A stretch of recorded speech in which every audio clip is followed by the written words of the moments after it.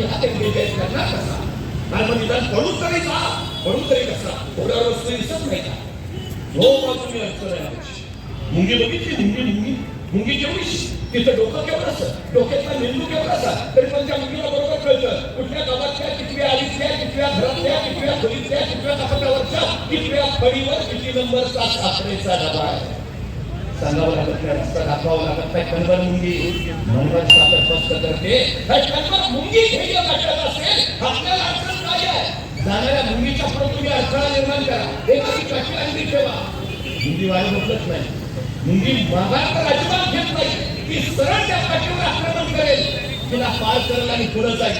मुंगीला अडवायचं आहे, तिच्या पाठीत दगड ठेवा, दगड वाटेत आला म्हणून मुंगी वाट बदलणार नाही, माघार तर घेणार नाही, ती सरळ त्या दगडावर करेल, स्वतःची उंची वाढवून घेईल आणि पुढे निघून जाईल. तिला अडवायचं आहे, तिच्या समोर पाणी होता, मुंगी वाट बदलणार नाही, माघार तर अजिबात घेणार नाही, ती सरळ त्या पाण्याला उपसा घालेल आणि पुढे निघून जाईल. एवढीशी मुंगी आयुष्यात माघार घेत नाही.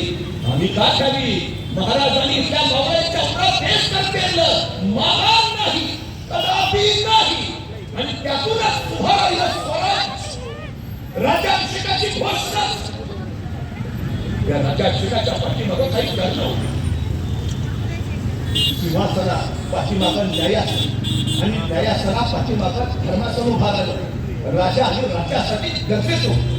पण आतापर्यंत आदिलशाही, निजामशाही मोगल एका जाहीरदाराचा बंडखोर मुलगा असंच महाराजांना समजत होती. आदिलशाही निजामशाहीचे अंकित असलेले सरदार महाराजांना राजा बनायला तयार नव्हते. इतर शाह्यांशी करार करता येत नव्हते, महसुली पद्धतीत कायदे नियम आणता येत नव्हते आणि सगळ्यात महत्वाचं इथल्या रयतेला स्वतःचं राज्य हवं होतं, स्वतःचा राजा हवा होता. आणि म्हणूनच महाराजांनी घोषणा केली, राज्याभिषेक शतकातून शतकात पहिल्यांदा महाराष्ट्रात घडणार.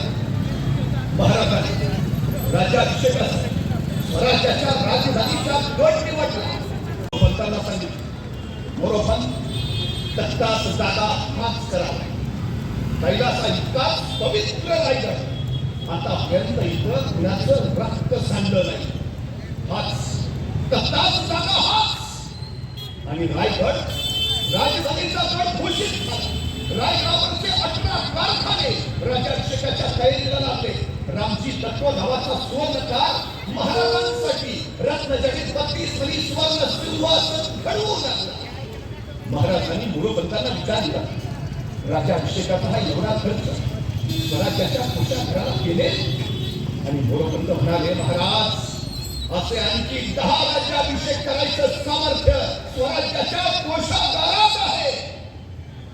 पुण्यात उभा राहिलेलं स्वराज्य आज असे 10 राज्याभिषेक करायची ताकद ठेवून होतं. या पाठीमागं होतं महाराजांचं अर्थव्यवस्था. महाराष्ट्रात 450 किल्ले पैकी 307 स्वराज्यात होते आणि पैकी 110 किल्ले महाराजांनी. सो गाइस, ये था स्पीच और लोकेशन जो है वो दत्त मंदिर का था. दत्त मंदिर पुणे में ये स्पीच हो रहा है. सो मेरे तरफ से जो इतना ही बताना चाहूँगा कि भैया आप लोग अगर चैनल में नए हो फटाफट सब्सक्राइब कर लो और नए नए कंटेंट कुछ ना कुछ पुणे रिलेटेड, बाहर रिलेटेड लाती रहता हूँ. सो बाकी होम बटन में जाके नीचे भी बहुत सारे चैनल है, उसको भी सब्सक्राइब कर लो और शिवाजी महाराज की जय बोल के कमेंट्स करो फटाफट. सो निकलते हैं, आज के लिए इतना ही. बाय.